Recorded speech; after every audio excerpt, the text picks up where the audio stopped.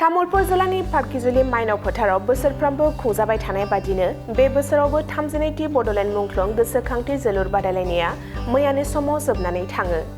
जोंनि आलादा रायजो बड'लेण्ड सोमावसारनायाव मुंख्लं जालांनाय बिर जोहोलाव आरो जोहोलावजोफोरनि गोसोखांथियाव थांनाय 1990 इं मायथाइनिफ्रायनो खुंजानाय बड'लेण्ड मुंख्लं गोसोखांथि जोलुर बादायलायनायनि जोबथा एबा फाइनाल गेलेनायखौ क'क्राझार जिल्लानि जथाय फुटबल क्लाब आरो उदालगुरि जिल्लानि हरिसिंगा टाउन फुटबल क्लाबनि गेजेराव गेलेनाय जायो।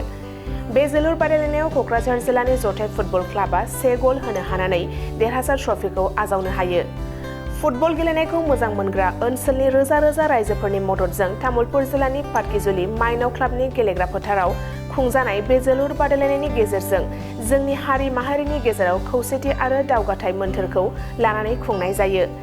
जोंनि हालामनिफ्रायबो बड'लेण्ड मुंख्लंफोर गोबां दङ।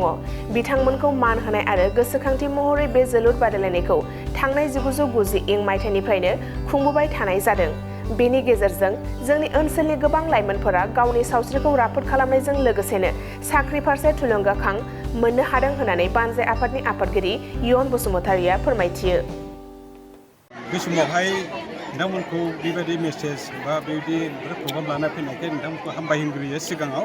आरो जों दा 32थि बड'लेण्ड मार्टियार फुटबल कम्पिटिसननि आङो दा अर्गानाइजिं कमिटिनि आफादगिरि जानानै दङ। आं बे आफादगिरि जानानै जोङो गोबाव समनिफ्राय जोङो 1991निफ्रायनो बे खेलाखौ होबोगासिनो दङ। माने बे खेलाखौ होनायाव जोंहा मोनसे थांखि दङ। जोंनि बे 87निफ्राय जि बड'लेण्ड मुभमेन्ट खालामदोंमोन जोंनि गामियाबो बे बड'लेण्ड मुभमेन्टआव गोख्रोङै बाहागो लाबोदोंमोन आरो बे गोख्रोङै बाहागो लानायाव जोंनि गामिनिफ्रायबो 6-7 जनसो बिदि मुंख्लं जानानै थांदों। आरो गासै जोङो बे बड'लेण्ड एरियायाव मुंख्लं जानाय बे व्यक्तिफोरखौ बर' रायजोनि थाखाय जिउ गारनानै व्यक्तिफोरखौ गोसोखांनाय हाबाफारिखौ लानानै जों बेबायदिनो बे बड'लेण्ड मार्टियार फुटबल कम्पिटिसनखौ होबाय थायो। बड'लेण्ड मुंख्लं बेबायदि सोलायनायाथ' जोङो गोबां जों नुनो मोनबाय। बेबायदि सोलायनाय ओरैबायदि जोंनि सेंग्राफोर जेसेबां खेलारिफोर दङ बे गेलेग्रा सेंग्राफ्रा ओरैबायदि उत्सा जायो। बिसोर गेलेनायजों लोगोसे गावसोरनि मोदोम देहाफोरखौ थाग थियारि खालामनानै भबिष्यतनि जि गावनि आथिङाव गसंनो हानाय साख्रि बाख्रि बेफोरबायदियाव बिसोर आग लानानै बिसोर गावनि जिबनावबो थांना थानायनि राहाखौ मोनो आरो बेजों लोगोसे गासै जों खौसेथि सेंग्राफोरखौ जों खौसेयाव लाबोनो हादों आरो खौसेयाव लाबोनानै जोङो बेबायदि खेलाखौ मोजां मोनग्रा रायजो राजाफ्राबो बेखौ गोबां हेफाजाब होदों। बेबायदिबाथ' बिराद मोजां। जोंनि फुटबल गेलेग्राफोरनि सायाव जोंनि रायजो राजाफ्रा ओरैबायदि हेफाजाब होयो। माने बयबो माने खेलाखौ मोजां मोनग्राफोर गोजा बायदि मोनना लायो आरो माने थाखा फैसा बिदिनो रांखावरिजोंबो आरो बिदिनो बाथ्रा खोथा साजेसन होनायफोरजोंबो जोंखौ हेफाजाब होयो।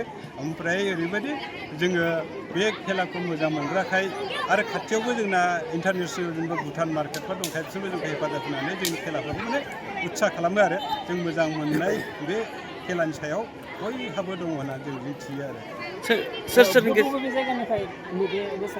बेफोर बोसोराव जों क'क्राझार टु उदालगुरिल' लादों, बारा बुरजा लानो हायाखै। ओमफ्राय गुवाहाटि क'क्राझार ओरैहाय बिजनि ओमफ्राय ओरैहाय गुवाहाटि उदालगुरि ओमफ्राय गसाइगावआबोथ' क'क्राझाराव गोलैबाय उदालगुरि बे मोनब्रैल' जोङो एबाराव लादों। बारा गिदिर खालामाखिसै जों नेसनेल खालामाखिसै जोङो स्टेट गेमल' खालामनाय जादों। बान्था हिसाबै नोंथांमोना मा होदों? जों बान्था हिसाबैथ' जोङो माबाखौ प्राइज मानि हिसाबै जोङो उइनारनि थाखाय 50,000 होयो। ओमफ्राय रानार्स आपनि थाखाय 30,000। ओमफ्राय लोगोसे ट्रफि थायो, उइनार ट्रफि आरो रानार्स आप ट्रफिबो थायो। जोबथा बादायलायनायाव क'क्राझार डिस्ट्रिक्टनि जथाय FC आरो ओरै उदालगुरि डिस्ट्रिक्टनि हरिसिंगा टाउन क्लाब बिसोर मोननैजों दिनै फाइनाल बादायलायनाय जादों। उननि समाव नोंथां बिनि थाखाय जों बिराद हास्थायगासिनो दङ। सरकारनि सायावबो जोङो बिदिनो क्लेम खालामनायाव हेफाजाब बिदों आरो ओमफ्राय एसे सिगाङाव BTR सरकारा जोंनो बिदिनो रिकारिं होननानै बुङो जों बोसोराव 5 लाख थाखा खरि होनो होननानैहाय बिथांमोना थांखि होदोंमोन। नाथाय अफिसियेलि खामानिया जायाखै होननानै देग्लायबो जों मोननो हायाखिसै आरो बे दुखु गोनां बाथ्रा।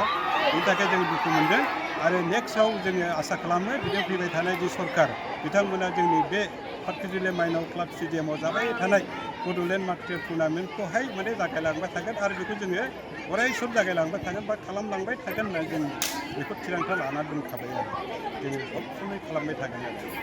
Thank you.